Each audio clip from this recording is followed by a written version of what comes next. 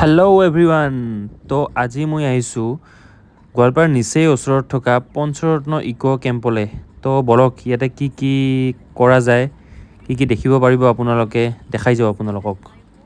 এই আমি ইয়াৰ পৰা এণ্টাৰ হৈ গ'লোঁ।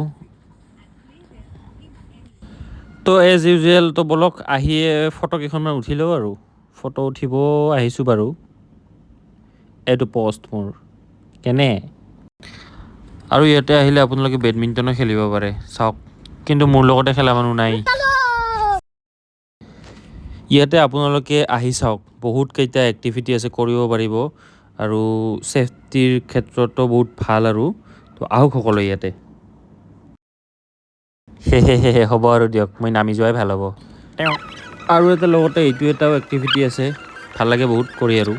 মইতো কৰিলোঁ, আপোনালোকেও আহি এনজয়টো লৈ লওক আৰু ইয়াৰে। নামো নামো চলো।